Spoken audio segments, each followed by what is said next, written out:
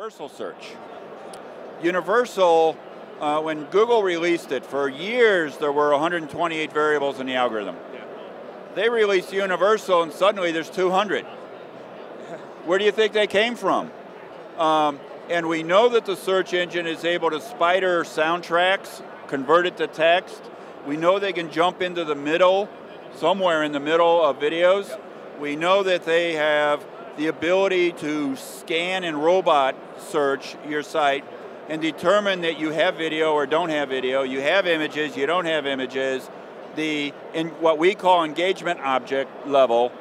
And we believe that those 70 variables are associated effectively with how engaging is my website. Well, come the end of the day, you don't have video and your competition does. Right. I think we're suddenly going to see a big shift in ranking. Right. I think the top 10 sites that have no video, they may lose all their ranking overnight. They may disappear. I believe, and we've been seeing it, I believe that Google has been testing those variables. Almost on a 15, 20-minute basis, we've seen the search results jump around. Yeah. They're testing this, they're testing that, they're turning the dials one at a time. Things around, yeah. But Google cannot implement them all at once. Right. You remember the Florida update? Oh yeah. And how Google got accused of wiping out the top-ranked sites just so they could force them to buy ads before Christmas? Yep. I mean, that was November. Yeah. Google's not doing that again. But I believe that what we're going to see is come the first quarter, we're going to start seeing these dials be non-zero. The weighted average will go up. The spiders will get smarter. And we're going to go back into a 5-6 month period, I think, of Google dances. It's going to be a major shift in how Google does it. They're a public company. They can't afford to screw up their financials. Really, they can't. So it's going to be gradual, but I think that engagement, having results where people can actually get answers and engage with that site is a better result. It also, by the way, is a major, major battle front for people who are building doorway domains of just scraped text. Right. If you don't have Flash and your competition does, these scraped sites will never rank. Right. It's going to change the way affiliates work and spammers work, and it's a major thing. Also, since the algorithm has 200 variables, that diminishes the component called linking. Oh, really? Right, Yeah, because it used to be part of 128, more now going into it. Right, yeah. there's more in it. So I think that this actually is also an opportunity for Google to fight spammers. Everything's a big win for Google, and it's a big win for the people searching.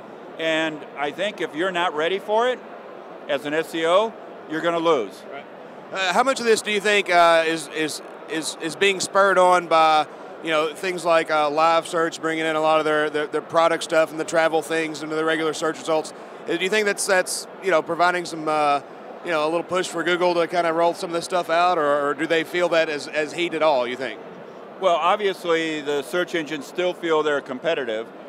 Google generally is running 60% in the US, 90% in Europe. Google wants 80% US. So whenever anybody does something, there is going to be some degree of a ripple effect and leapfrogging and things like that. I don't think anybody is going to ignore that. I think, though, that Google is the only one that has taken a significant step towards improving the quality of their search results through these engagement objects.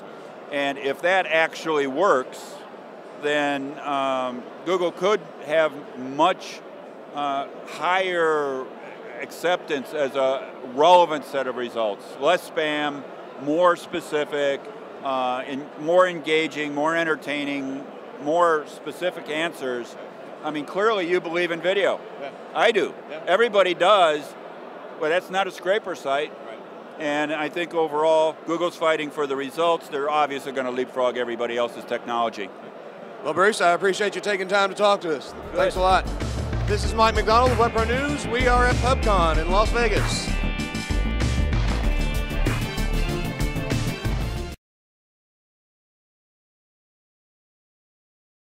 Buzz, how do you get loyal customers, how do you optimize your ROI, all those different things, and that can include how do I make good videos, how do I, do I have a book, or, things like that.